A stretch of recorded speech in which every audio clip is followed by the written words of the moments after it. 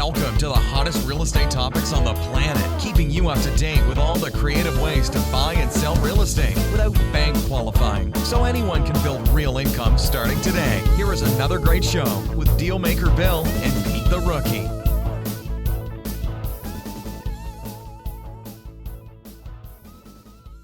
All right, here we are in another episode of Flipping Houses for Rookies.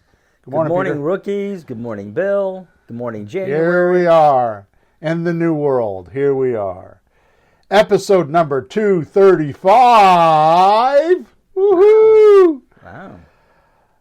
Today's podcast is called Additional 12 Ways for Rookies to Convince Sellers to Create Deals Easily.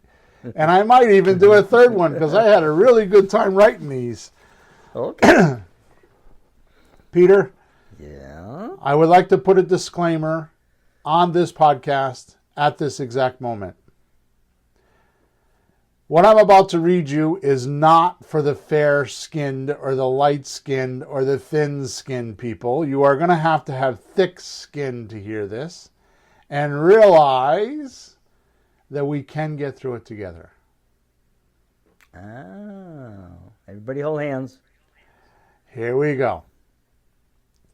Creative real estate investing includes a wide range of acquisitions most don't know exist, but have been used for hundreds of years. The odd part is the newest way we do real estate transactions with realtors has only been around since 1949. Okay, that's when the Realtor Association formed and became licensed. There were realtors before then, but they were considered shylarks, which are dishonest people. That's so they've only been formed. That's so weird. You think, oh, they must have been around forever, you know.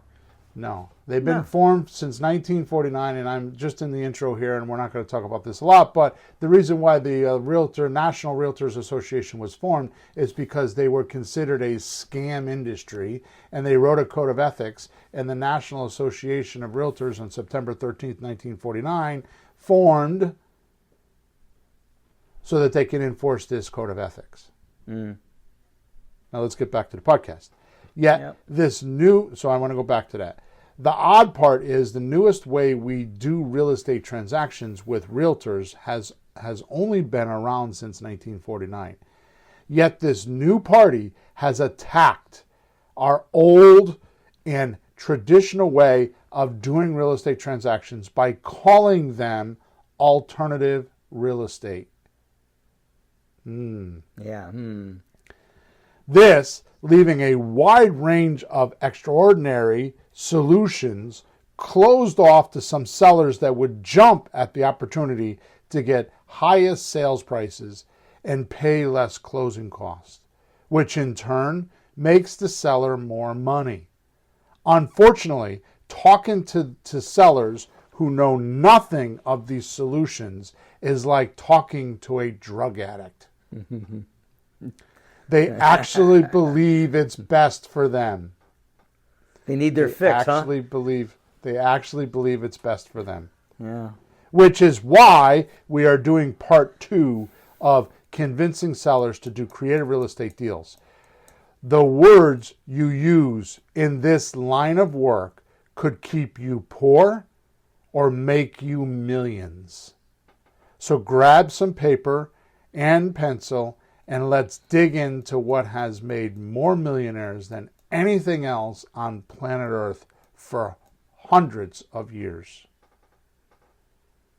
And now you can have it too. Hey, Bill, I can attest to that too. I've said this before, but if you haven't heard, you know, the one or two statements I made in the last 3 years, I have my car mechanics. They're older guys. They have their own shop and all that. But one of them was a broker for years and still dabbles. And I told him about lease options. He goes, "Oh yeah, we used to do that all the time." Yep. So I mean, if an old Italian from decades ago says, "Oh yeah, we did it all the time," it's not something new. I was surprised, but he said, "Oh yeah." I talked to a guy. Same thing I did. I talked to a guy this past week or the week before. I was telling you about it. the other day. He's like 70-something years old and used to do real estate back in the 70s and 80s, right? And he was talking about doing subject to deals. They didn't call them subject to deals, but they were doing them and they were getting away with it, and then all of a sudden they got in trouble. Huh. And that's when all the hoopla law came about. And he's like, he came on board because I just did a big subject to event, like how to do subject to deals. I did, as you're aware, Peter, I did an event that nobody has ever done before. And I just commissioned my transcriber to transcribe it, so it'll soon come out, in other places. I'm going to write a book about it. Yep. So it's going to be amazing. Anyways, back to the podcast. You ready for this, Peter? You're going to like this.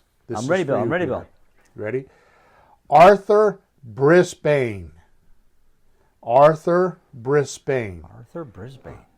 Yeah, so he was, in 1925, I believe, a Buffalo, New York newspaper editor. Okay. Once said, he's famous for this, the dictionary is the only place where success comes before work. Okay, that's a good one. The dictionary is the only place where success comes before work. Go, Arthur. And today, I don't want to belittle work 1 second by saying this creative real estate stuff is easy. Let me see. Good morning, Jamie. God bless you too. In this podcast, number 200, let me see, I got backed up, I got lost there. And today I don't want to belittle work 1 second by saying that creative real estate is easy. This stuff is easy. But instead, would like to focus your attention on doing specialized work for bigger, quicker, and more predictable results. Yeah. So work is good. It's the developed work that acts like, extra traffic. It's like you think you're working, but are you really? In other words, are you getting the results? Is this work going to produce the results you want? Right? Or do you just feel busy and feel like your time is not in abundance, right? Because you're so busy doing everything. But then when you actually extrovert or pull yourself out of your life and you look at it, you start looking at what are the results, right? Yeah. Well, sometimes you got to pull yourself out of the business and look at it. So Ron LeGrand calls it working on your business, not in your business. Like you have to take a step back and look at what's going on. How's it working out for me here? Yeah. So I think Ron LeGrand got that from Michael Gerber in the E-Myth. So, but yes, we definitely did hear it from him. Heard it from, You go way back further than me. You must be older than me. Oh my God, Peter. I was on my computer, I think on Sunday, and I shut the computer and I said to my wife, would you take my computer away from me, please? She goes, what's the matter? I was on eBay buying books. Oh my God. Books from the 40s and the 50s. I'm at it again. So, real estate books. I bought on eBay Ron LeGrand. It doesn't even sound like Ron LeGrand because he's like, right? 1994 or 1995, he was doing a seminar on how to sell information marketing. And he had Robert Allen there, he had Dan Kennedy there, he had some big names. Wow. And I bought that, and I've been listening to it in the car, and it's been fascinating. Anyways, in podcast number 234, which is the one before this, which was 12 ways for rookies to convince sellers to do creative real estate deals easily, we talked about the 12 strategies, which I kind of nicknamed some of them, and you can go back and listen to them. But those 12 strategies are: 1, taking the high road; 2, making more deals with less effort; 3, the most unsexiest secret to get deals that work; 4, being a pro investor without any training; 5, the dog treatment method, which was taught to me by Ben Settle, which is almost like cheating, the dog treat method. Right? Speaking of which, guess who's here today? The dog. The dog. Oh. Yeah. Living circumstances have changed. The dog is now here. She's sleeping quietly on the chair right outside my door with all the curtains closed. But if anybody comes a knocking, you'll be hearing her. I'll hold my mic down, but apologize in advance. Good. Number 6, don't try and eat an elephant all in one bite. Number 7, be a nosy bitch. I like that one best. Number 8, wear your offer goggles at the right time. Wear your offer goggles at the right time. Number 9, scare the hell out of your seller. And that's more of a metaphor than anything else. Number 10, use the Pepsi challenge to close deals. Number 11, threaten their families. And that's a metaphor as well. Because we don't really mean threaten their families. Well, we do in their own mind, but it's really when you pull out of a deal. And number 12, use Harry Potter's magic wand. And those were the things that we covered. So if you haven't heard them, if you've not heard this podcast, please go listen to it. It is an essential tool for doing creative real estate transactions. Mm-hmm. So I'd like to explain something. Good morning, John. I'd like to just say something here that's it's a personal thing to me, but I want you. If I explain it, then you'll understand. So, when you have to do what I have to do, which is gather all this information and literally like write a podcast, a 90-minute podcast every week. I write 1 or 2 emails a day, plus I've been writing books, right? I have a whole line of books that are going to come out. Like for example, I'm writing a book. I have a book on how to do lease options, which is, I think last time I looked, it was 400 pages, and it's a big book. It's like 11 by 17. Large size paper. Yeah. Yeah. Huh. So my point is that what's happened on this podcast is as we go further and further into the podcast, I learn how to, because I say it so much and because I write it so much and because I talk to so many people, because I communicate between the podcast and my emails and my phone calls. I talk to 7,000 to 8,000 people a week, minimally, except during Christmas I didn't do that. But so I hear a lot of things. My point, and I'm not bragging, but my point is that after a while, I get better at saying things. I get better at explaining things because as I talk to people, especially one-on-one, I notice things that resonate with them. It's the way I'm saying them. It's not the way they're listening. So what you'll notice is as you go through the podcast, I keep getting better and better at communicating how some of these things are. Right. So when I say that that these couple podcasts, and I actually think I'm going to do another one next week, and then I think I want to turn it all into a book, okay? Because these are really essential tools for creating real estate training. I know I've probably said that in the past because I'm a marketing guy, and of course every podcast is like the best, right? Because that's what I do. So the point is that these really are tools. I put a lot of thought into these tools, and I really spent some time in the last couple weeks writing these so that they're concise and easy to understand and not have the long, drawn-out droning that I'll do about all the theory behind them. I'm just like giving them to you, and then you can think with them yourself. Okay. Well, that's what happens when you teach. The more you teach, the better you teach because you have so much feedback. It's really simple. Mm-hmm. If you pay attention, if you listen, which you do. You get a lot of feedback from people, so you know. And because of that, Peter, is the reason why I've been on this rampage lately to go out and study your seller, because it's the same thing with them. If you have to go teach your seller what you know about creative real estate from whatever you listen to here, or one of my courses or books or anybody else, Bigger Pockets or any one of those other places, by virtue of you having to explain it to your seller, you're going to realize you're going to get better at it because you have to teach it to somebody else now.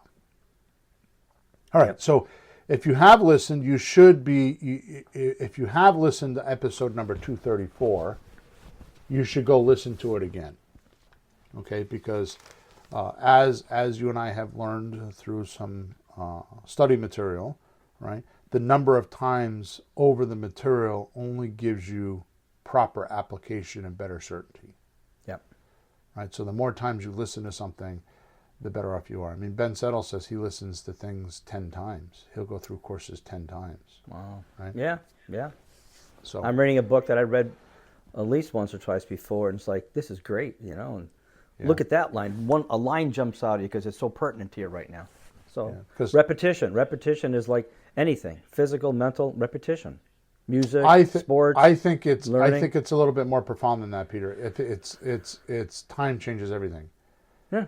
So where before you might have been reading about, how the seller will do ABC, and you've never seen that before, and now you're reading the book, and all of a sudden the seller did that to you 3 weeks ago. It's a lot more impertinent to you that you read that. So time changes everything, right? Oh yeah, your experience. Yeah, right now, what's important to you today? Yeah. And some things will jump out at you more because you need it now. You need it now. Exactly. And the only time you actually need anything or you'll absorb the data is when you're trying to do something and you're trying to solve the problem of how can I get this product or how can I get this done. Yep. Sometimes that problem is served to you from the environment or from your surroundings, and sometimes you create it. But either way, it's always something that is going to help you forward. All right. Yep. Anyways, enough of that. Now let's get down to business. Yeah. And do today's 12 ways. So here we go. Number 1. Are you ready, Peter? Ready. Is this 1 or 13? This is number 1. Okay. Hypnotizing the sellers. Okay. And I'm talking about doing this like a trial lawyer does when he has a jury in front of him in his case. Yeah. You need to hypnotize them. Mm-hmm. Now, on podcast number 234, I spoke very strongly about not needing to learn and know everything you don't have, even if you don't have the expectations of closing the seller. Mm-hmm. So let me do that again. Now, on podcast number 234, I spoke very strongly about not needing to learn and know everything if you don't have the expectations of closing the seller to do a transaction with you in one visit. Right. Okay. By the way, Peter, take this note. This is very important. This is a basic fundamental axiom or law that I live by. This is one of my core beliefs. Okay? Frustration is a function of expectation.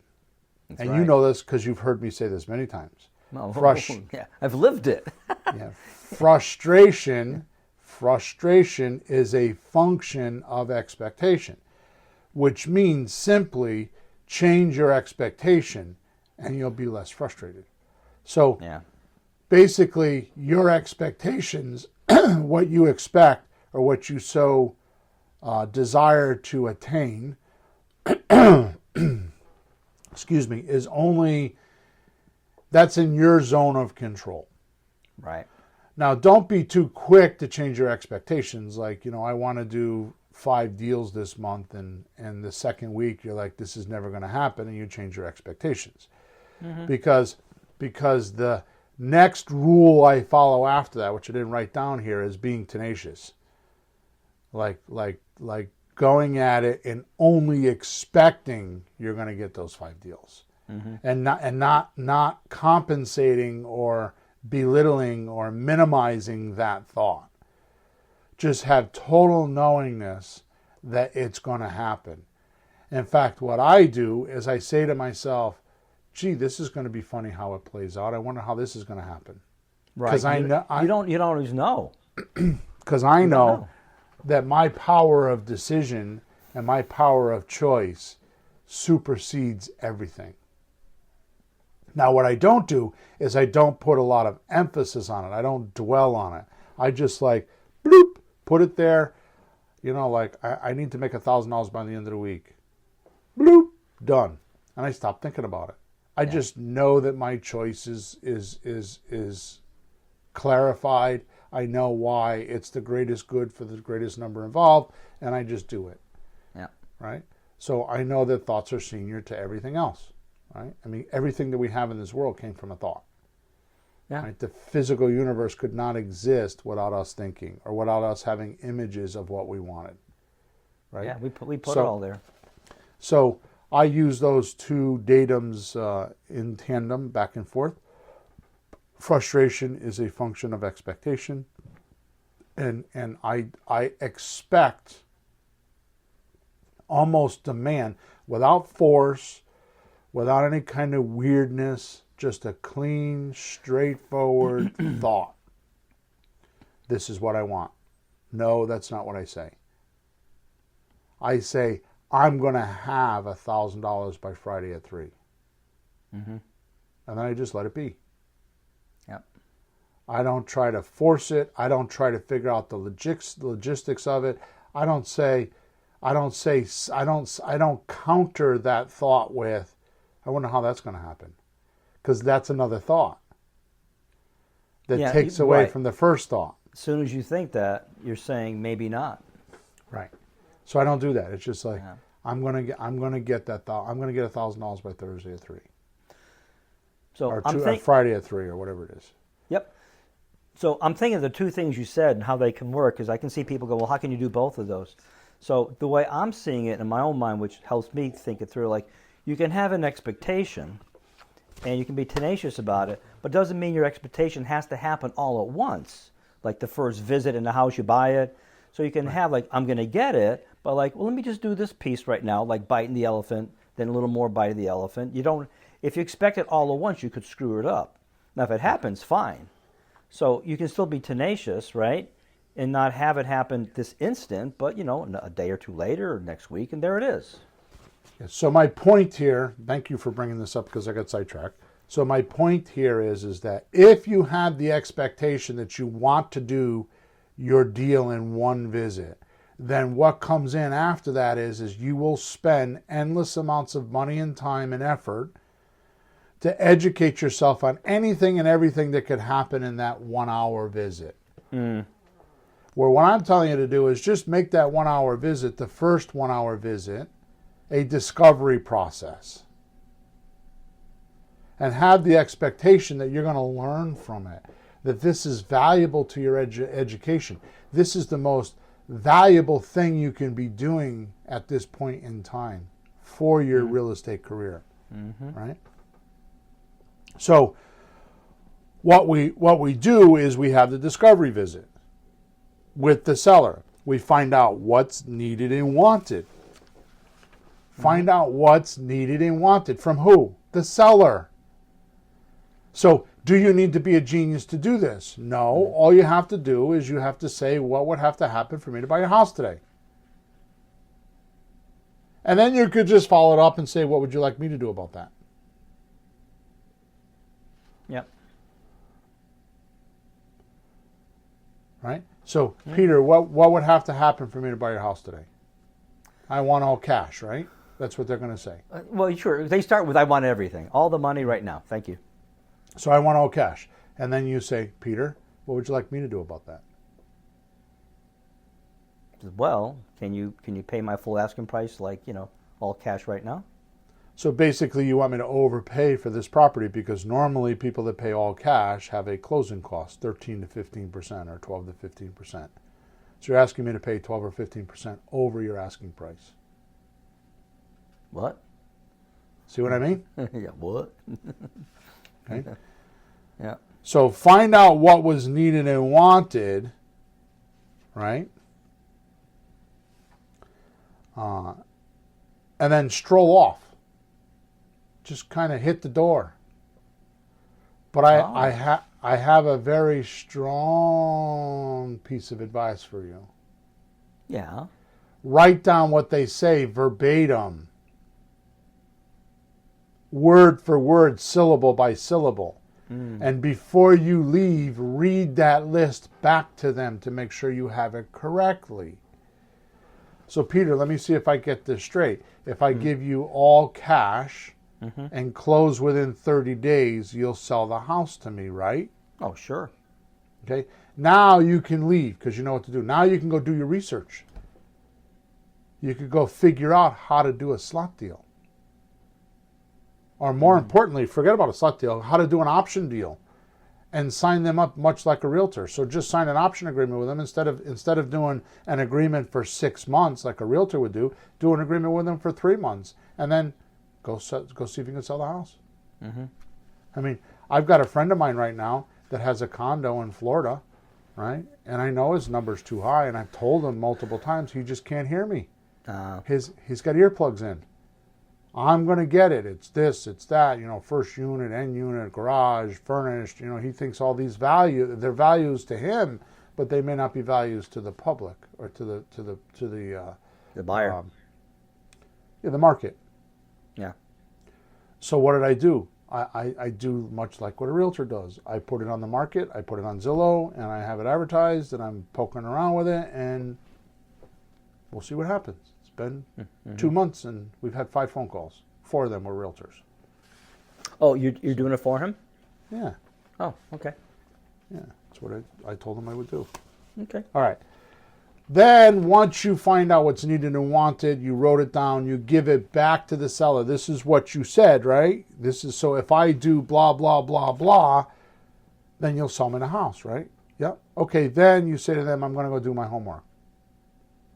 I'm going to go figure out how to do this. They will appreciate that. You don't need to have all these special words and all these, all this stuff that people think that I have that they need. All this experience. Get your own experience because it's the only way you're going to learn. Yeah. Right? Now here's what happens, Peter. You return a day or two later with a superior presentation. And I don't mean like a presentation like a PowerPoint presentation, but you come back and say, here's what I can do for you. This is my proposal on my offer, right? So you use this superior presentation full of solutions that will help overcome the seller's problems and obstacles. Once you know what's needed and wanted, it's like being handed treats for a dog. Right? No more stubbornness calling the dog or reluctance from the dog. You just say, you want a treat? And you know it's their favorite treat, and they come running, right? This is what it's like with your sellers. Once you come back with solutions and the superior presentation of all the things that they want because they told you what they wanted, because you asked the right question, right? It's like the dog with the treat. Like, oh my God, no, come running, because it's the dog's favorite treat. Well, the seller's looking for something. If you know what they're looking for and you say you got it, why wouldn't they do it? Right. But you have to know what that is. Right. Because, our problem is we always think we know what they're thinking. Right. Right? Right. We think, he's got to sell it because blah, blah, blah, blah. Or they'll ask and they'll misunderstand their answer. So that's why you give it back to them. Right? Yeah, and I've seen you do that in a house. You ask them, so let me get this straight. Just like you said. Right. You say that, let me get this straight. Right. So blah, blah, blah. And I've seen the guy say, no, not really. Right. Well, what is it then? Because sometimes they may not know, right? They're saying things and they don't sit and think it through. I want to sell the house. Like they sit there and analyze their own. They don't. So you might have to ask a couple of times. 85% or more of the time when I'm in a house, I'm helping them sort out what they really want. Huh. Right? Yeah. Now here's the thing. They will want what you have to offer more than anything else because you're the only one making an offer like this. And you didn't need to get a Harvard or a Yale education to learn this either. All you needed to do was just this first step, which is hypnotize the sellers. In the car business, we called this taking them off the market. In the car business, you would walk in and the car's advertised $20,000 everywhere else. Everybody, every dealership has this car. Say it's a brand new car for 20 grand, and the payments will say $500 a month. And the buyer comes in and says, I want to pay 18 grand and I want to pay $300 a month. And there's no way they can do this. Mm-hmm. It's just physically impossible. Mm-hmm. But the seller believes they can. So you say to the seller, the dealership says to the buyer, are you ready to buy today? Oh, no, I'm just doing research. Or I'm not ready, or I got to bring my wife back, or I have to go get my, whatever. At that point, the dealer takes the buyer off the market. And he says, well, I could do that deal with you, I think. So when you get ready, come back and see me. So now the buyer's got in his head they're going to pay 18 grand and $300 a month. Now he goes to all the other dealers that can't do that. They're like, I don't know how this guy can do that. Yeah. You should go buy the car there. Now you got the other dealer saying to him, I don't know how I could sell it to you for 18 grand. It cost me 19 grand. I'm not going to sell it for $1,000 less than what I owe it for. And there's no way you could pay $300 a month. It's mathematically impossible. Mm-hmm. So the other dealer's saying you should go back and buy that. You should go to that other dealer and tell him to do it. So not only is the seller a magnet, but the buyer is getting convinced from all the other competition that he should go buy the car from him. And then when he comes back, he gets the surprise. What happens then? How's the story end? He gets the surprise. Right? So there you go. So it's called taking the seller out of the market, right? So it's just something to know. All right, let's move on to number 2. Mm-hmm. Right? Say yes to the no's. Okay. Say yes to the no's. This sounds almost counterintuitive, doesn't it? Yeah, it sounds backwards. Yeah. If you give sellers permission to say no, you'll notice a big difference. Okay. If you don't do this, the seller goes on defense and digs their heels in. Which is why I have my 7 strategies. This is how it came about, right? I keep moving up the strategy scale. The different deal strategies. Right. And if you go to flippinghousesforrookies.com, you can go to the top right that says free page, or just go to free page, or on the very first page it says creative deal making 101. Just opt in there, put your name and email address in there, and you can get them all there too. But you could see the 7 deal strategies, and the percentages of equity based on how much equity they have is where you can start, and you work your way up the scale, kind of like in hierarchy. Mm-hmm. Right? Yep. So if you allow the person to say no, it's okay, because you just move up to the next offer. Yeah, well, what good is fighting a person? I mean, I learned this just in conversations, probably from you and all the things we have to do here to talk to sellers. It works so good with people and wives. Somebody says, well, I don't believe that. And you go, well, why not? Well, don't fight them on it. I go, well, I wouldn't believe it either. But did you know such and such? Why fight them? It's like in jiu-jitsu and all that stuff. Somebody's coming at you. You don't push them. You let it go and then do something else. Why fight them? They're only going to go. They're going to put their hands up. Oh my goodness! I read something about that the other day. So you welcome the inflow and leave with the outflow, or something like that. You know what I mean? Just what you're saying. Jiu-jitsu. It comes at you. That motion's coming at you. Use that motion to your advantage and get them on the mat. Yep. Right. Yeah. Don't fight it. It's gonna just ball up in front of you. So regardless if the seller says no, you could just move up the 7 strategies and keep moving up the scale, right? Mm-hmm. This opens the seller's mind up to how much you want to help them. Mm-hmm. Plus, at any time, you just simply ask, just like I said before, what would have to happen for me to buy your house today? Now the seller is likely to sell themselves on giving you what they want. Now you just matchmake their offer to one of my 7 strategies and start talking about that. Right? Like I said to you before, I want all cash in 30 days. Okay, I'll sign an option agreement with you. You're not going to tell them that, but you say, I'll sign an option agreement with you. I'll go market the house. I'll bring it to the market. Because what that does is that puts you in a position of when things change, because time changes everything, you have a signed document with them, and they're going to want to know what to do. They're going to come to you for advice. So you want to be there when they humble. Right. So you can take the option and sell the house for the price he's asking. If the market says yes, then it's fine. But if nobody will pay it, is that the point? Like nobody will pay it, he sees that and he has to change his mind himself because it's not real. Right. But you're in a contract with him, so he can't say go away. He has to work like a realtor. Right. They promise the world, and next thing you know, the price drops. Sorry, but you got a contract. You can't go away. But it's also reality. Right. You can ask what you want, but doesn't mean you're going to get it. To your point, Peter, what I'm saying is that you can always negotiate something.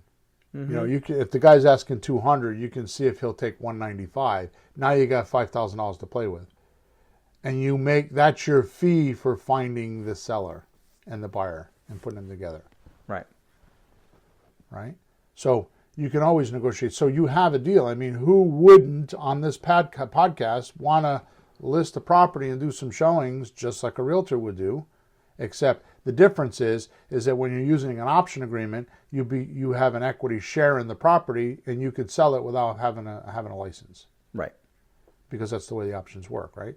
Mm-hmm. So go to flippinghouses4rookies.com and go into the creative real estate, deal making 101, and it's all in there for free. You can see how that works, right? So the point is that you have a solution for them. Yep. So many people listen to this podcast and think the only way that you could do a deal with us or our way is to pay monthly and not pay all cash. Well, you can pay all cash if you can go find a buyer that's willing to do that. Mm-hmm. There's only 4 places to get money for real estate.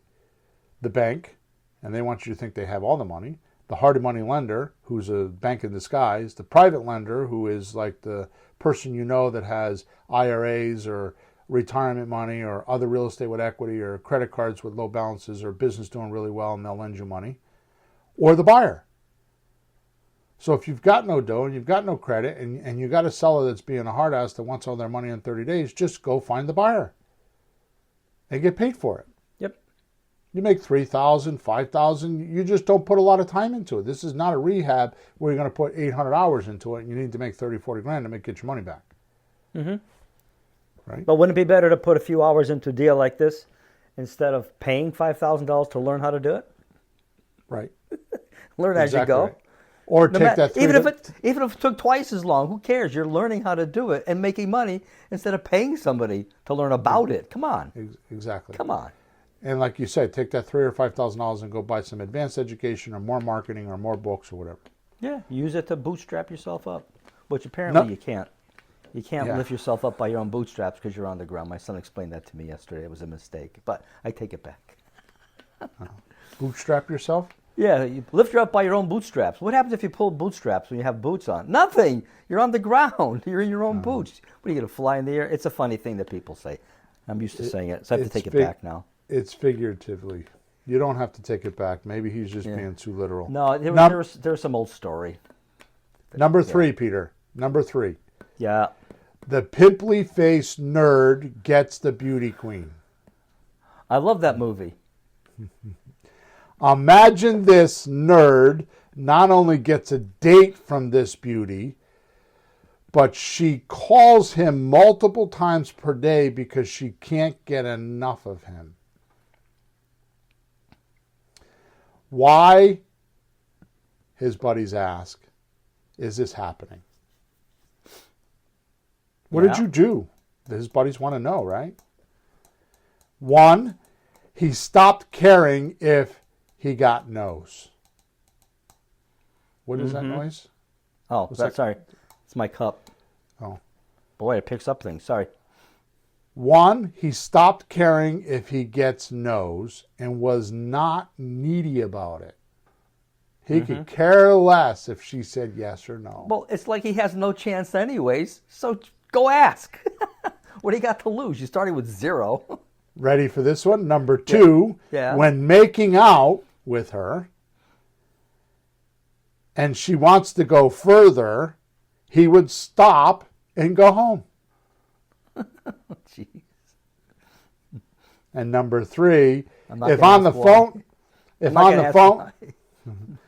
phone with her, would abruptly end the call to go do something more important to him.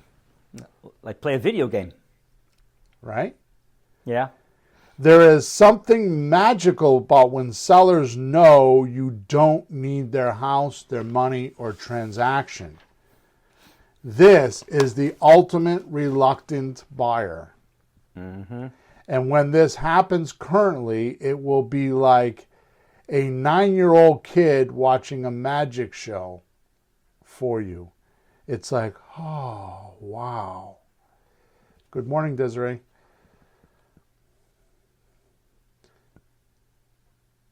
When you see a 9-year-old kid watching a magic show, he's like inundated, right? He's like, oh my God, how did he do that?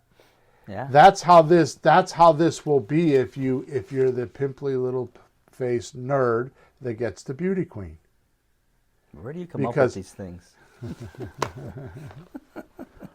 Right? It's true though, isn't it? Yeah. Yeah, it happens sometimes. Number 4, the Dr. Seuss method. Ah, what's this one? Create a vision while telling stories. Ah.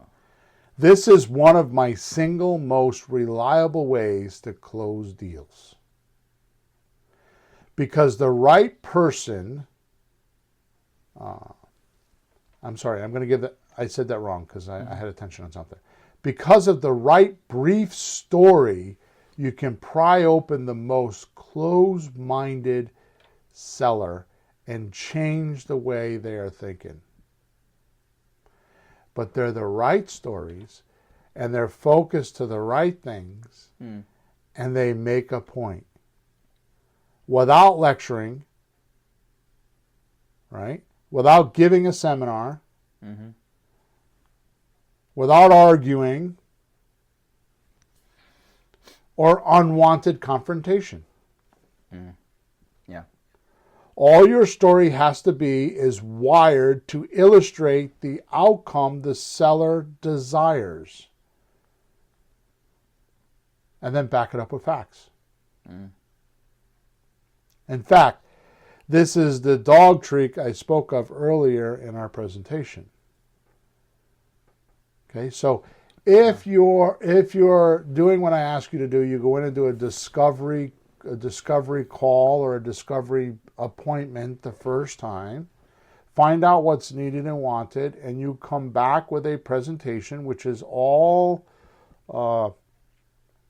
theory on how you can help them, which, by the way, that presentation is a 2-part presentation. Never forget this. It's a 2-part presentation. Yeah. One is you have to appeal to their emotions. There's a human side to every transaction. Then you need to follow it up with mathematics, the deal structure. Right. And too often, investors have this false idea or fake idea that they need to impress the seller with mathematical solutions, aka deal structuring, first to get their attention. And it's not. You need to get their attention on the human side of things first. You need to make them feel comfortable so they trust you. Right? Yeah. I mean, why would somebody that doesn't even know me in the first 20 minutes on the phone accept the fact that I'm going to take over their mortgage payments of $1,600 a month for the next 5 years. They haven't even seen my face. They don't even know what I look like. Oh, sure. Why would they do that? Well, they wouldn't have trust or confidence in you that soon. Now, pay attention to this, Peter, because we talked about this last night on my Deal Hunting Monthly Mastery. Uh-huh. If you're calling for sale by owners, right? Yeah. You're asking them to change their expectation of, I'm getting $200,000. Although it's a little unrealistic that they're getting 200, they're probably going to get 170 or 180, but that's another story for another day. You're changing their expectation of, I'm going to get $200,000 in the next 30 days. And I'm going to go do this. Right? Yeah. That's their expectation as a for sale by owner. Mm-hmm. You come along and you say to them, how about if I pay you monthly and not give you a guarantee that I'm actually going to close? Perfect. Sign me right up. Right? Sure. That's what we're doing. Yeah. Right? Yeah. So how do you handle that? All these things I'm talking about, this is why I say your words can either make you poor or make you a millionaire. Because if you know how to handle that, if you know how to make them feel like this is the best thing since sliced bread, without faking it, Mm-hmm. you have to attend to their emotions as well as the mathematical side of it, the deal structuring side of it. So what happens is as I deal with the emotional side of it. When I was teaching my Deal Hunting Monthly Mastery class last night, I kept saying to them, because we were on Facebook looking for houses, right? And I show them how I do it. It's real simple. It's real easy, but it's an amazing little system because you can find sellers in 15 minutes a day. In fact, I was being a little harsh, and I said to them, you could sit on the crapper and do this and then go about your day. Because if you're on the toilet, you can actually do this while you're sitting on the toilet. So don't tell me you don't have time, because you could do it that simply. Right? At least to get this conversation started. And then as you go throughout the day, you answer questions and do whatever. Right? Yeah. So even if you have no time, you got 15 kids and 13 jobs and, five different sets of parents you have to take care of and got to go to the grocery store in between, you could still do this. Mm-hmm. Okay? So my point is that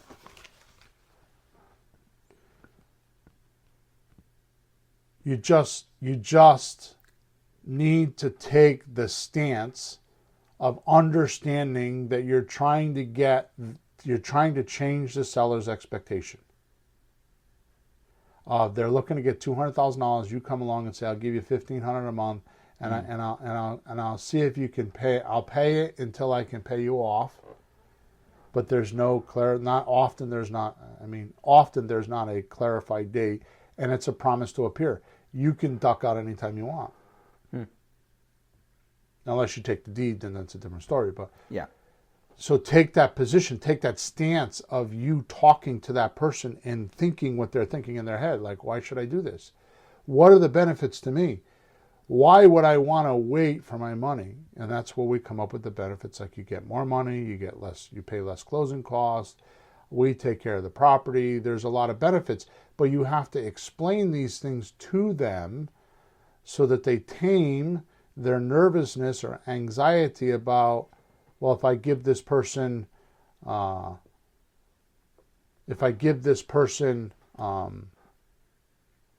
this house, how are they going to handle it? Right?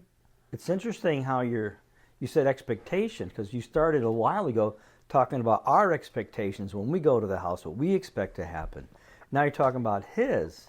So having looked at like how do we deal with our own expectation, like, oh, put yourself in his shoes. He's got these expectations and you're trying to like undo that. And you can't do that too fast and just bluntly, and you have to replace it with something that is as good or better, right? Right. Yeah. Well, you got to bribe them. You got to bribe them. Bribe them. It's an ethical bribe. You got to bribe them somehow to be able to let you do this. I like when you call it benefits better. Okay, good.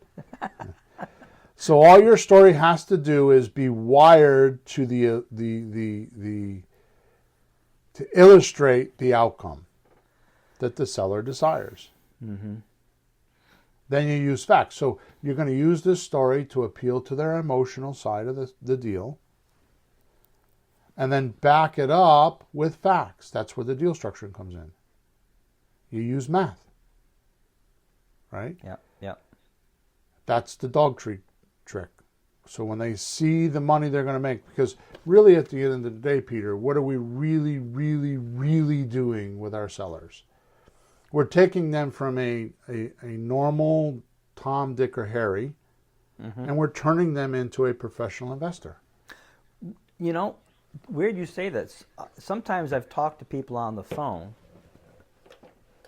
and said to them something along the lines of, are you an investor or would you like to be an investor? Something like, some people really go out of the way to try to get a house so they become and own a house so they can be an investor. You have one, and you can turn your house into an investment. Would you be interested in doing that?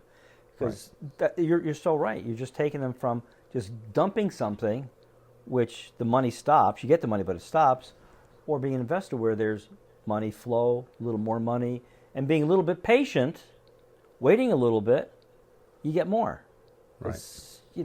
There has to be some exchange. If you wait more, you get more. If you don't, you get less. So technically, you're going to take their investment that they have in this house, which is AKA their profit. We call that equity in real estate. Yep. And you're going to show them how they can turn that into a residual or passive income, so that they can do what they want in life. It will make their life a little bit easier. So the story would be, what if I can make you, $400 a month? You don't have any landlord obligations, and I take care of all the problems. Yep. So and here's the mental image picture. You become the bank. And then follow that up with, well, you have a mortgage now, right? Yeah. Okay. Do you call them when the toilet's clogged? No. Do you call them to plow the driveway? No. Do you call them to get the grass cut? No. Nope. Well, that's the position you're going to be in when I get done with you. Yeah. Right? That's telling a story that has a ending that is very clear, and they can see how it's going to be. Yep. By the way, let's just get this off my chest. The reason why we call it the Dr. Seuss method is because I watched with my grandson The Grinch over Christmas. And that's what Dr. Seuss does. Is he's great at illustrating that you have expectations, you know what's going to happen. Right? And he puts a few little bumps in there to make it fun. Yep. Right? Yep. So that's what we're trying to do. Right? Number 5. This is a Ben Settle statement that he got from somebody else, so I'm not taking credit for this, but I am going to use it. Yeah. Let the skeleton dance. Let the skeleton dance. Having flaws are what most say are skeletons in the closet. I say take that skeleton out and make it dance in front of your seller. First, his skeletons. Yours. Oh, yours. Oh, okay. First, you stick out like a sore thumb because they're like, I can't believe he's telling me this. It's a negative thing against him. Second, it makes you human and much closer to how your seller is, because the seller probably has similar stories than what you're telling them. Yeah. Or her. They make mistakes too, and will be compassionate about if you don't try to hide it. That's so counterintuitive because people think you have to go in there and impress them on how smart you are and how much money you've made and look at my Mercedes outside. And you're saying, now, how do you do this? How and when do you do this so you're not just like, look how stupid I am? Right. So let me finish this other paragraph and then I'll give you examples. Yeah. So the seller is always, always, always looking for it's too good to be true shoe drop. Yeah. This is too good to be true. Where's the shoe going to drop? Mm-hmm. So drop the shoe up front and talk pros and cons. Right. So a perfect place for this for most of our listeners right now is this. This is my first deal. I've never talked to a seller before. Now watch this. You ready? Yeah. This is freaking magical. I've never talked to a seller before. This is my first time. Can you help me? Yeah. Said the virgin. Will you help me? Yeah.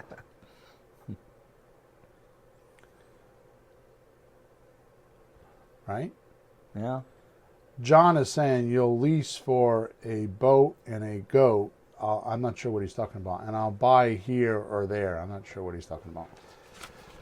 In any event, you get what I'm saying. Yeah. Right? So this is right after taking this, it's taking the skeleton out of the closet. It's not being afraid of your mistakes or your transgressions or even that it's your first time. I mean, I would go as far as, you know what? I'm new to this and I'm actually here to learn about sellers. I'm here to see if I can help you in any way. And this is magical. I'm going to talk about this a little bit later. I'm going to say to them, look, if we could put something together, that's great. Otherwise, we could just part as friends. So let me see what I can do. It's going back to episode number 234, where you have extraordinary seller customer service. Right. You just try to help them as much as you can. I mean, what does the person on your cell phone service and customer service get? They get their paycheck. So they help you. How many people do they help? For a paycheck. So your paycheck for helping sellers right now is not having to pay for an education that's $5,000, $10,000, $25,000, $50,000. That's your paycheck. So go out and work for your pay. Study sellers. Go out and do a discovery call and use these things that right now we've got 24 of them, and next week we'll probably have another 12. We'll see what happens.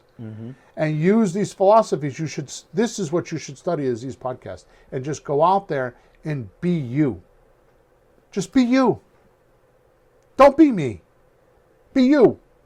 Yeah. Number 6.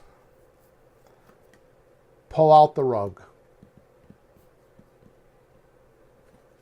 If the seller feels they have the upper hand, mostly when you call them first, they say, well, you called me, what's your offer? Yeah. Now we talked about this in the Subject to event, which was important, and I think it might have got glossed over because of all the other magical things we were talking about, but here's the deal. People calling you gives you a better negotiating hand than you calling people. Yeah. So if you're doing for sale by owner calls, you have a lesser of a negotiation edge than if they call you. Yeah. So if you could do marketing like I've done for so many years, and it's just recently, and you know this, the last couple of years that we've been calling for sale by owners, if you send out yellow letters and you send out signs and you send out all these things and they call you, you have a better negotiating edge because they've called you. Okay? So if you're calling a for sale by owner and they say, well, you called me, what's your offer? You need to pull the rug out from underneath them. Here's how. Negotiation law number 1.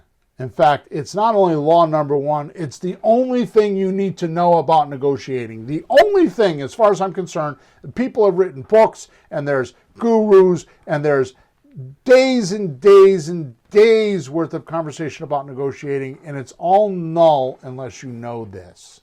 This one and only hard, fast negotiating tactic. Ready? Yep. The person who wants it the least has the most power. Yep. The person who wants it the least has the most power. When you withdraw and use the reluctant buyer maneuvers, it will cause the deal to die, which means it wasn't a deal anyways, or the seller will backpedal and try to reel you back in. So if I say to you, which you've heard me say so many times, Peter, oh, Peter, you want all cash for your house in 30 days? What do I say? I don't think I'm your guy. I'm not your buyer. I don't Yeah. think I'm in the wrong room. Yeah. That's pulling a rug out from underneath them. How about this one? Well, and I get this a lot lately, especially because it seems like the market is flooded with multifamily houses from all the old timers trying to cash out before the market changes, and they're going to get all their equity and move on and retire. So there's a lot of multifamilies on the market right now, and I'm talking to many of them. Okay, they have undesirable expectations, but they're on the market, right? So it starts off with, well, you called me. What's your offer? Well, is the house for sale? That's the first question. Is the house for sale? Well, not really, but I figured you sent me a letter and I would hear what you had to say. And then they'll often say, and this is a trigger, everything's for sale for the right price. I hate that comment. So my rebuttal to that is, well, let's role play it for a second. Yeah. Okay, because I want to do it naturally. Yep. So, Peter, is the house for sale? Well, everything's for sale for the right price. Oh, okay. So I'm not your right guy because I don't play that game. I like that. Basically, here's what happens. I've bought a lot of houses and I've helped a lot of people. I will overpay for your house and give you what you want if you give me favorable terms. If you let me pay monthly until I can get you paid off based on my criteria, then we'll do that.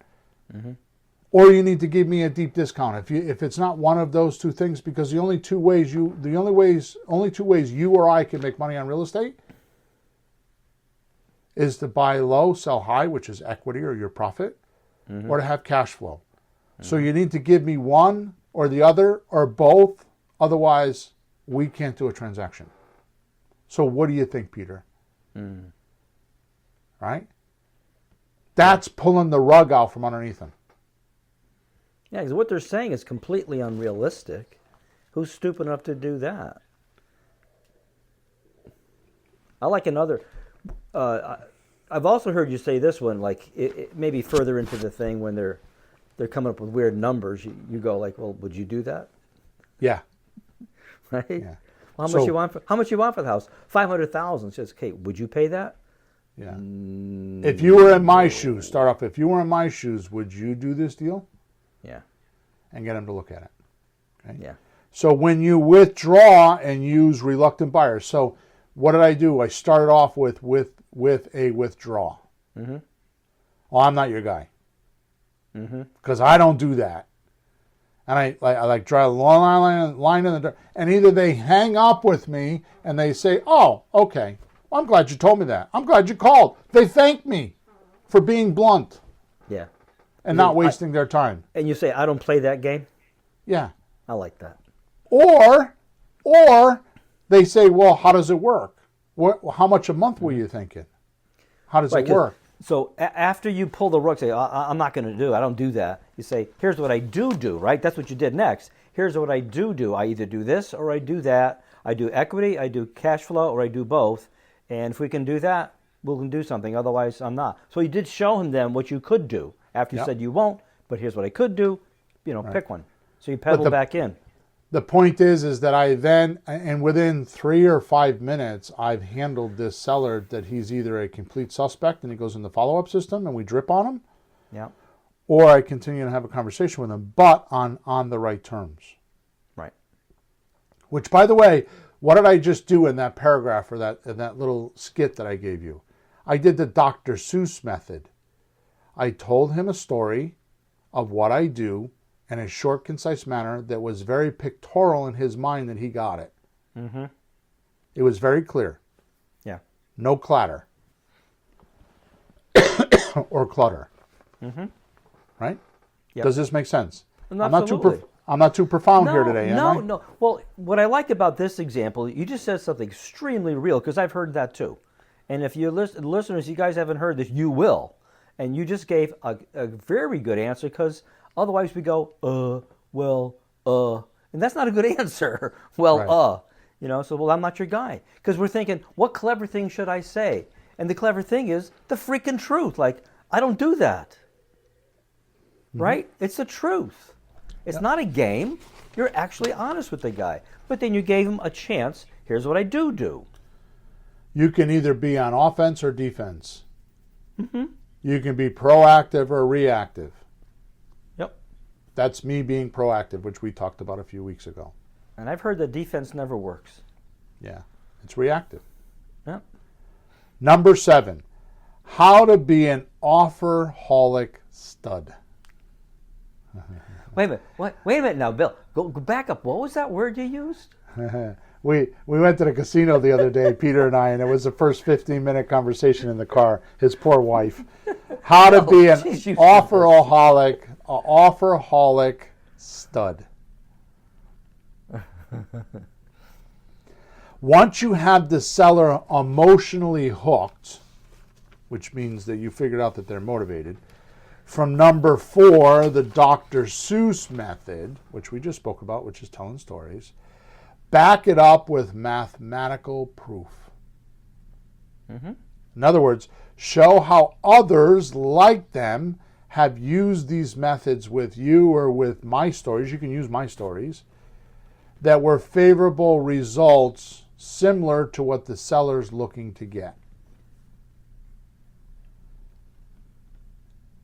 Success stories from the past could also do this. Mm-hmm. I mean, I think I remember the day when I honestly, and I don't think I've ever told this to your face, but I actually remember when we were doing Margaret's deal, one of the first deals that you and I did together, right, a few years ago. Right. I thought you were going to fall out of your chair when we were at the lawyer's office, and I took out a legal notepad and said to her, "Can you write us a success story on how it was like to work with us?" Right?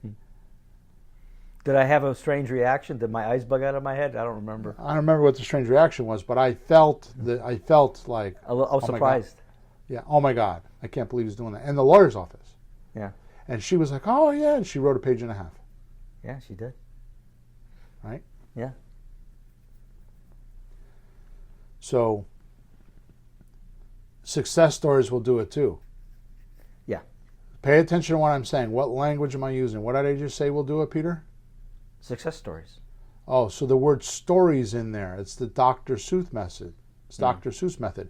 It doesn't have to be your story. It could be somebody else's. Oh, Bill, it's so much better if it's somebody else's, don't you think? Because nowadays people look, I do it now, reviews. You want to buy something, how do you know it's any good? Reviews. See what someone else, 100 other people say. Hey, this thing has 3,000 reviews and it's 4.7. Okay, this one has 2 reviews. Who knows? So yeah, reviews, success stories, people really trust that nowadays. They trust each other. Based on what you're saying on the reviews, I get that, but I want to take it one step further. Mm-hmm. And then we'll move on to number 8. Yeah. The better the reviews can perform a demonstration of the product or the service being proposed, the better it is. Right. So what you're trying to do is you're trying to use the Dr. Seuss method, which I should have wrote in there and I didn't think of it until just now. You're actually trying to demonstrate the functionality of the idea. Right, as opposed to I have reviews that are like 5-star, not a word said. Say something. Right. And I'm looking at nursing homes right now, and it says, okay, and you want to hear something, politeness and care. You want to hear how they are so you can visualize what it'll be like. So I get what you're saying. So let's take that one step further, and then we'll knock off this. So the reviews are not believable as a review. Mm-hmm.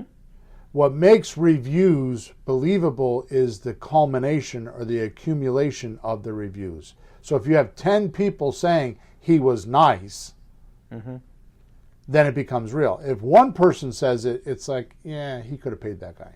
Exactly. Right? So you want the demonstration of the reviews to demonstrate that that's true. Yep. Like with my reviews, if you go onto my testimonial page on Flipping Houses for Rookies, there's a lot of them there, and you'll see the same story over and over again. I'm honest. I give a lot of content. I give a lot away for free. I really want to help investors invest. You read them in people's own words, the same thing over and over and over again. So you think to yourself after reading, 4 or 5, a dozen, 5 dozen, depending on your skepticalness, right? You read the same thing over and over again, and you start to see, well, I couldn't have manipulated all those people. It must be true. Yep. Right? Yep. Number 8. This is for you, Peter. Uh-oh. The Pope method. The Pope. Building trust quickly could be difficult and take a long time unless you know this. Because I've been in sales for 40 years, and until I figured this out, it was a moving target, and it was constantly chasing. I was totally reactive, not proactive, until I learned this. And I never read this anywhere. I just figured this out on my own. Right? This is an original, folks. This is a Billism.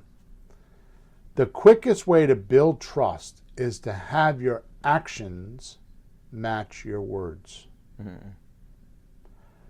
I always leave the seller with 2 or 3 things to do. Like if you're going to go do a discovery thing, a discovery session or a discovery meeting, make sure you leave them a couple things to do, as well as tell them the couple things that you're going to do. Yep. So when you go back and meet with them again, you go over a progress report. How did you make out? Oh, this is what I figured out. Now you know what type of person you have. Trustworthy or not. If you're going to be doing deals, and I know this has happened to you because there was a couple times, and I don't remember the guy's name. It was a house in Newington, but I think you wanted to do the deal. And I have to tell you, folks, my buddy Pete is here this long because he is amazing with granting me who I am. I mean, for example, just 2 days ago, I'm negotiating a 3-family house that we're selling that we put on the market for $220, which, by the way, I appraised it when I bought it for $180. Yep. The offer comes in at $198, and I tell them no. What an asshole. It's $200. It's $200. Tell the seller that I'm as stubborn as he is, and he's got to pay $200. Otherwise, take a hike. But Peter doesn't attack me for that. He allows me to be who I am. He'll ask questions. He'll poke around, and he'll try to be polite about it. But at the end of the day, he understands that's my job. And he trusts me. Yep.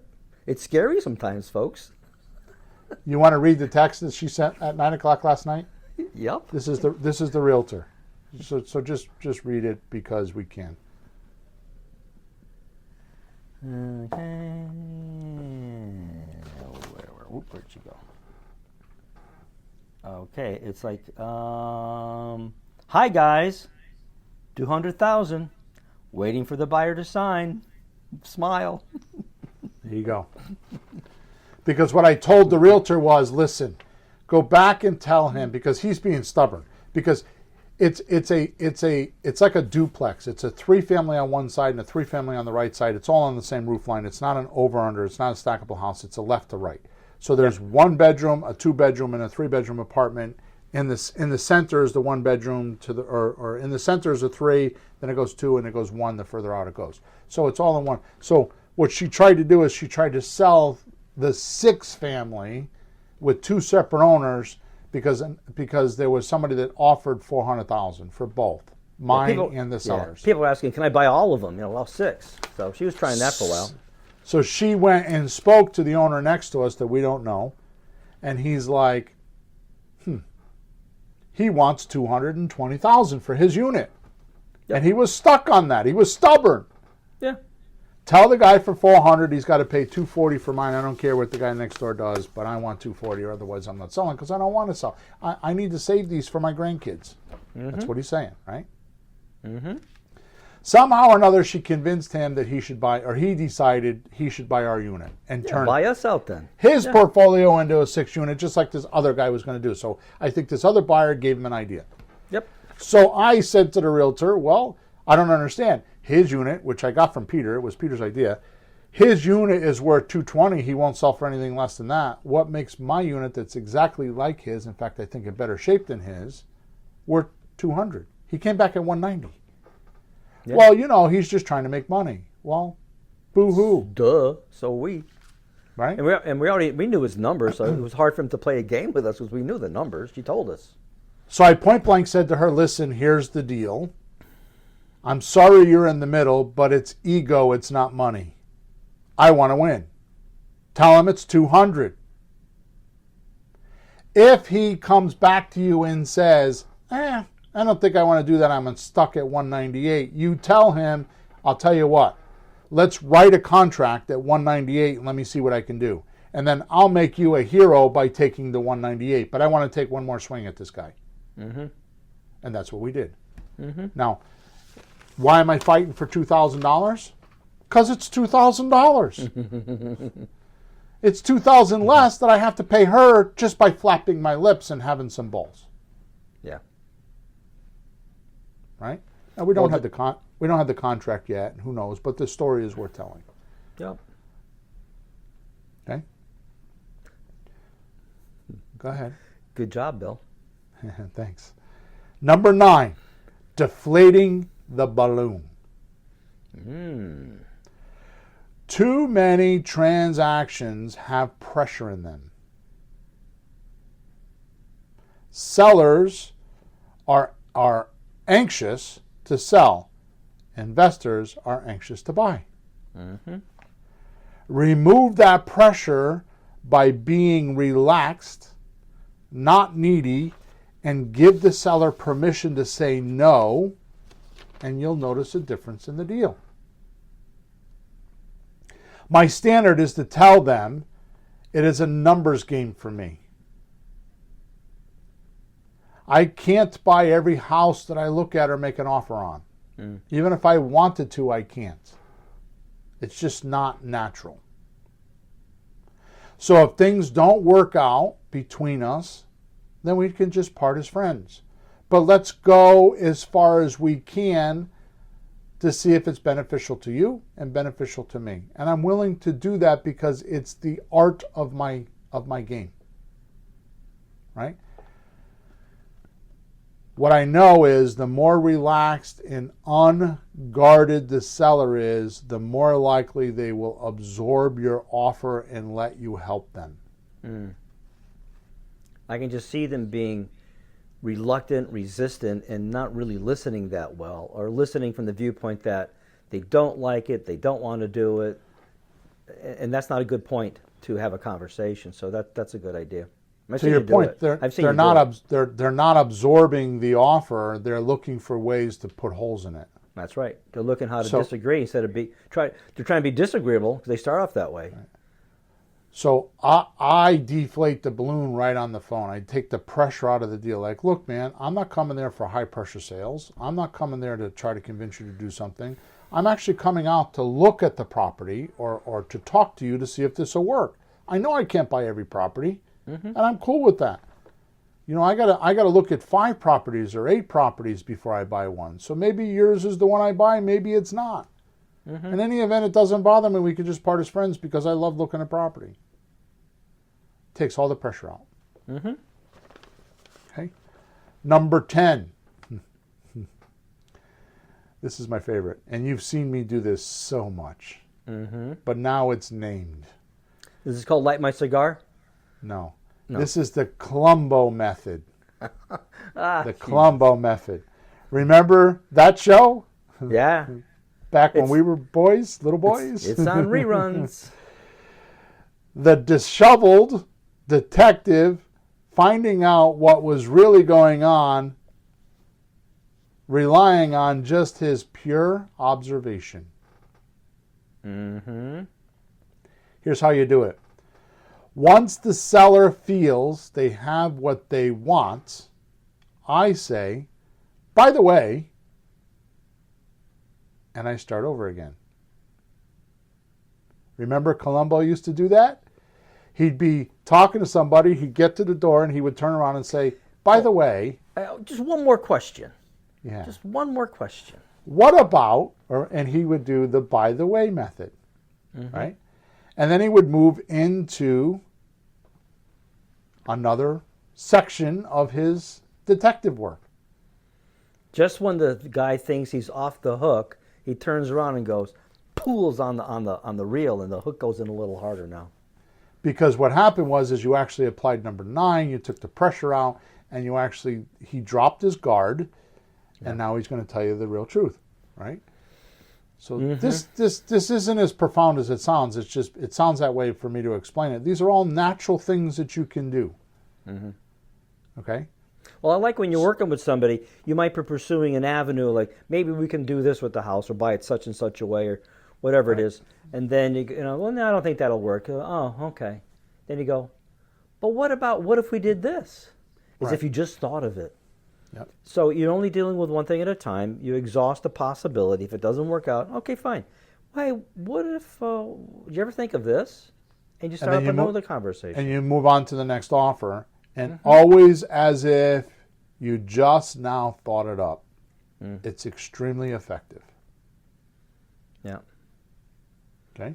Does it work better if you pause and just think and just thumb your head a little bit and there's a little theatrics on there. Yeah. Close your eyes and look up at the ceiling and hum. Gee, I don't know here. Number 11. We're going to go someplace we shouldn't with that one. Number 11. Reverse gossip. Reverse gossip. Our society is full of contempt, jealousy, and putting competition down. Yeah. Reverse this. Praise competition. Like the realtor. Then use the Columbo method and do the by the way for a comparison. Because a comparison is the best sale ever.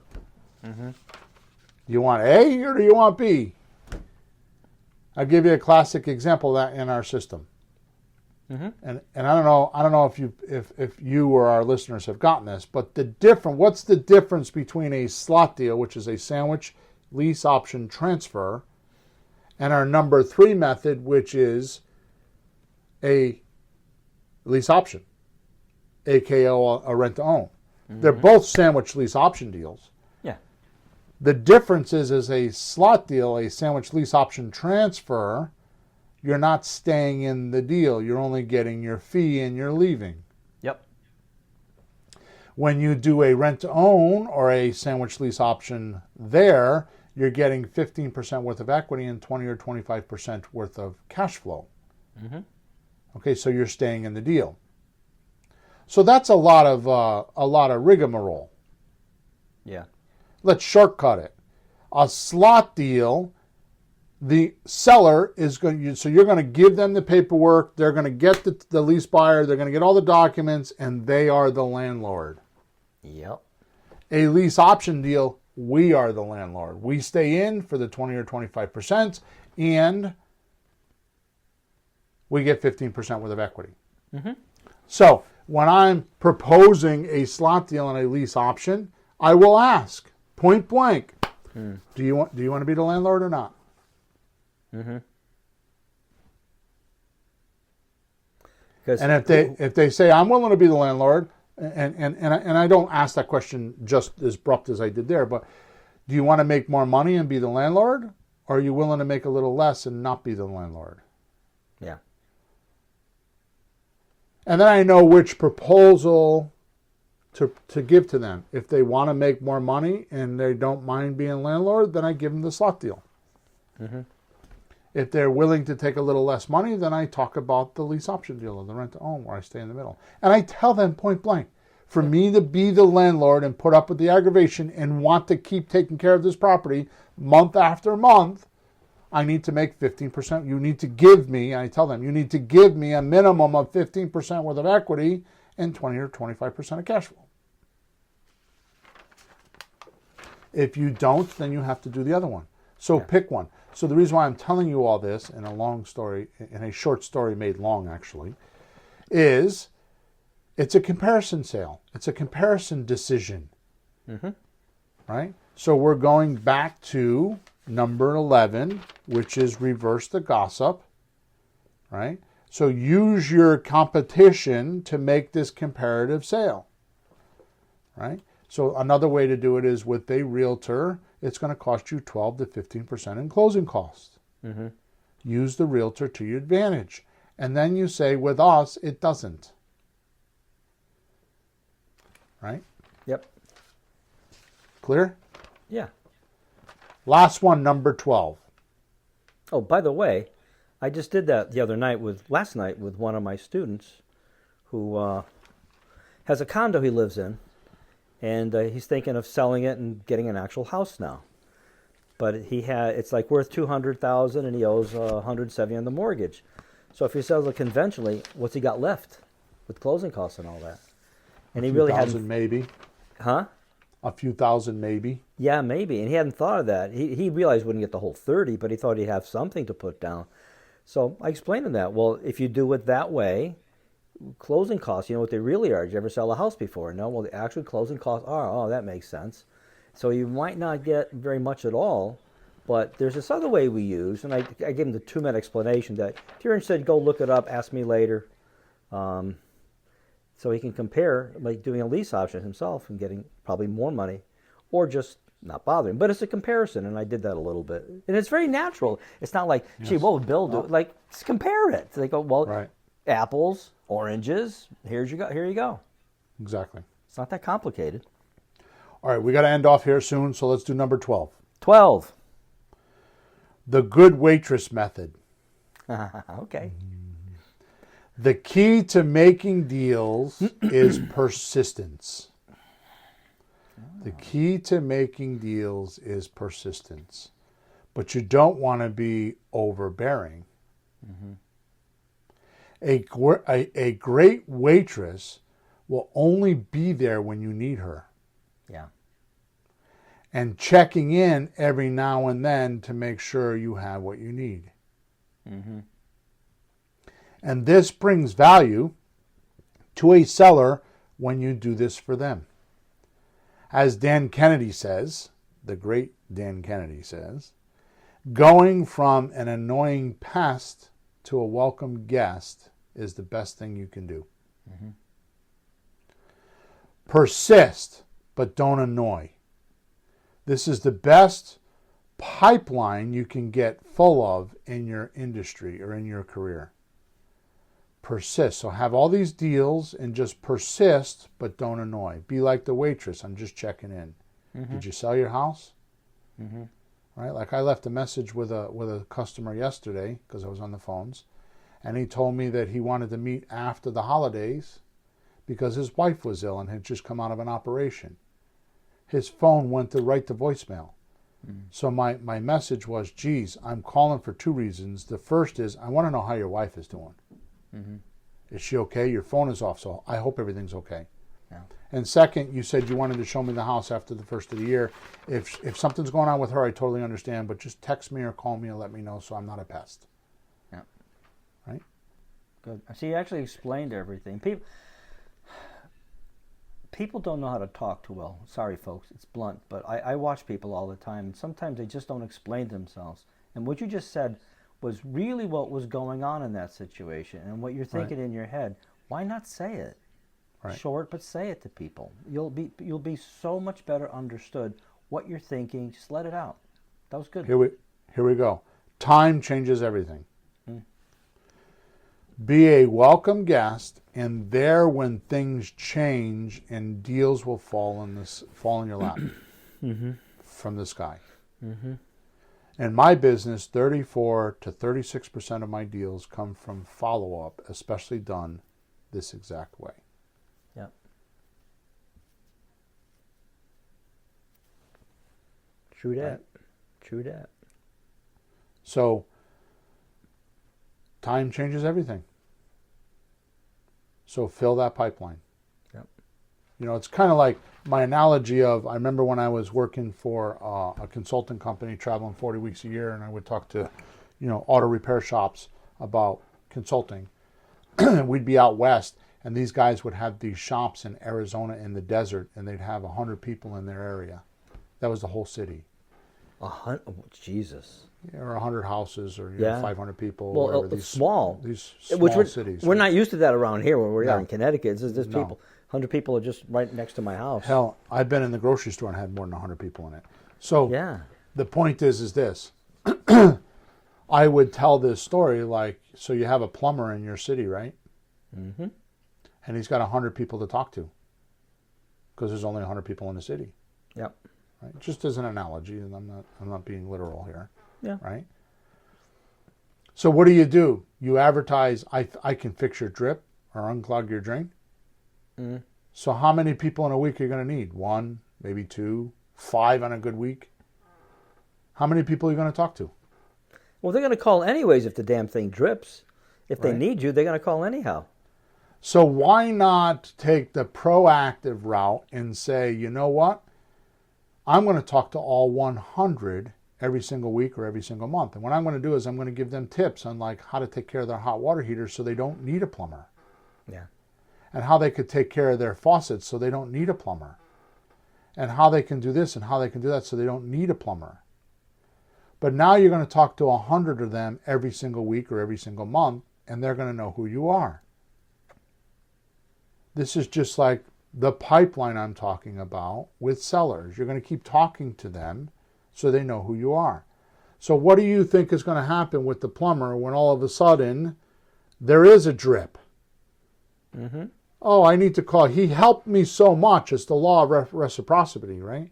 He helped me so much because he taught me how to fix the hot water heater, and he taught me how to fix the boiler, and you know, and I fixed the drain on my air conditioner, and you know, he helped me so much. I gotta call him. Yep. Right. So the last thing I want to say, not as a punchline, but the last thing I want to say: how many times, and I know the answer because it's every single time I leave a house. You've heard me say this. Mm-hmm. Two things. One, I don't do as much as I should, but the other one I do every call. Call me if you need anything. Even if I don't buy the house, I will help you with the transaction, and you can use my resources or my experience, and I will gladly help you. Yeah. And that's the reason why. Because I want to keep my pipeline. What's that? The weird thing is you actually do that. Not just for your pipeline, you'll actually help them whether it's a pipeline or not. Yeah. You know, like for example, they owe taxes and they don't know how to deal with it. And I'll be like, well, I got like one girl, I remember I bought a house in Waterbury. I said to her, the house is worth $100,000, $90,000. It was worth $100,000. She owed like $17,000. So I said to her, why don't you just get another mortgage? I'll help you. I'll just help you get another mortgage. You don't need me. The taxes was like $7,000. Let's just get you another mortgage and make it the same about the same amount of money that you're paying now. And you can. So we did that for a couple of weeks, like 2 or 3 weeks, and she got frustrated and she's like, "No, you helped me a lot, and I'm just going to sell." So I think I paid like $33,000 or $34,000 for the house, and I sold it for $90,000. Yep. Right, but that's because I was there and I was just helping her. I wasn't expecting that; it just happened. No, like you said before, you don't always know how it's going to happen. But just keep moving forward, keep helping people, keep making the calls, keep talking to people, and something will happen. Right. The second thing that I do when I leave a house is ask, do you know anybody else that I can help? And that's how we got the Margaret house. Yeah. Yeah. So is there anybody else, especially, and if you're doing the cost to sell worksheet, which is not found easily in my stuff because I kind of keep it under wraps for my coaching clients. But if you're doing the cost to sell, which I've explained to you, and you can make your own sheet, but if you're going in the house and you're telling a seller how much it's going to cost for them to sell their house before they set their price, Unlike, and this is the comparison which I was talking about earlier, unlike what the realtor does, the realtor sets the price, doesn't even know what they owe. Up until a few years ago, they would have you sign a contract with them and not even know if your name was on the deed or if you were capable of selling the house. Up until a few years ago, the only smart realtors did that. They didn't ask for any evidence that you own the house. So what happens when there's a contract and it can't work? Does it just? That's a good question. It's exactly what you think. It's exactly what you think. Nothing can happen, right? So now this realtor does all this work, finds a buyer, does all the transactions, and they get to the end and they're like, oops. Oh, by the way, my mother owns the house and she passed away last month, but I got a power of attorney. Power of attorney, yeah. I'm ready to go. Well, power of attorney doesn't do it anymore. You got to go to probate court. So now the realtor all of a sudden is stuck in this transaction that needs 3 months to go to probate court. And they don't even know it because they didn't check it out. So when you tell your seller, I can do a cost to sell with you and we could figure out how much it's going to cost you to sell, how much you owe, then we set the price. That's a tremendous service. That is customer service to the ultimate. And they will, and you know this because you're in houses, they appreciate that you help them with that simple little tool of explaining the cost to sell before they set their price. They're actually shocked that no one else did so. Right. Why didn't the realtor tell me? Why didn't nobody tell me this? So when you're leaving the house, this is when you say to them, is there anybody else that you know that might be selling a house that I can talk to them like I talked to you today and help them? And it works. Yep. All right, Peter, let's get out of here. Thank you, everybody, for listening to me and Peter today. We really appreciate it. I didn't do any of my housework type things in the beginning of the podcast because I forgot. I didn't write it down. But realize wherever you're listening to us or have found this podcast, in the description, there's a link that will take you to our free stuff page. We have 25 or 26 different things you can get. There's scripts, there's forms, there's checklists, there's videos, all kinds of stuff that will help you with creative real estate stuff, creative real estate deals, and you can go there and get them. You're welcome, George. The other thing is, go give us a review, please. If you're whatever platform you're listening to us on, please give us a review. If you're in Facebook or in YouTube, please leave a comment underneath the section where you're listening to us or watching us so that we get some social juice there. Also, subscribe to the channel. If you're listening to us on a podcast, subscribe to the channel so when we get a new podcast that comes out to you, we do them once a week. We've been doing it now. This is our 235th week, give or take. We've taken a few weeks off here and there, but thanks to Peter. Peter is a huge part of this because he's very reliable. I mean, every Thursday morning, we could not talk to one another for a week, and I could text him on Thursday morning and say, you ready? He's like, give me a couple minutes. I'm here, just setting up. He's just very reliable and very helpful. Last thing I want to say is, obviously, subscribe and all that kind of stuff. But the last thing I wanted to say is, and I forgot what it was. Oh my goodness. Leave a review? Leave a review. I said that already. Anyway, the last thing I want to say is every single week, Thursday mornings, 9:30, give or take, Eastern Standard Time, we live stream when we record the podcast, which is an audio recording. We live stream on Facebook and on YouTube, and I have a big screen in front of us. Thank you, Emma, for doing that for Peter and I. And I can see your comments. So when I'm talking to people during the podcast, it's because they are on Facebook and or YouTube, leaving comments and asking me questions on there, and I will answer them live if I can, especially if it's pertaining to the podcast. Sometimes I'll actually put them right on the screen so you can see them.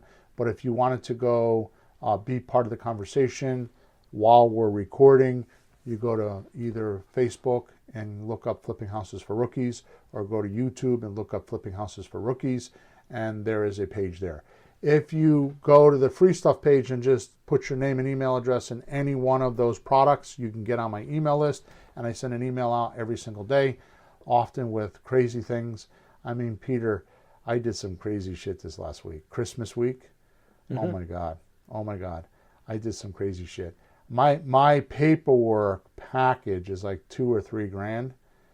I think it's $2 grand for all my paperwork for all the creative real estate deals. Yep. And I for one day, because I was out and it was Christmas morning, Christmas Eve. Last minute, I decided I wanted to go buy Pamela, my wife, some jewelry. God knows why I wanted to do that. So I went to the jewelry store and stopped to see my grandson, and I was all Christmased out. And I came home and I'm like, I'm supposed to be working, and I'm like, what am I going to? Oh, okay. And I sent an email to my list for 24 hours, which was Christmas. Okay. Saying you can buy that paperwork for 75% off. You are crazy. Yeah. So those emails have a lot of goodies inside. Sometimes I promote them on the subject column. Sometimes they're just at the bottom of the page. There's just a link there with some surprise. So there you go. With that said, we're over and out. See you next week. Have a great week. If you have any questions about this podcast or any questions about real estate, go to flippinghousesforrookies.com. Top right-hand side is a support button. Those tickets come right to me. I personally answer them multiple times a day. So if you have any questions, just go there. Okay? Till then, go make an offer. If you don't make an offer, you won't get paid. So go make an offer. No, it's more like an offer made will get you paid. Oh, okay. There you go. All right, guys. One. See you later.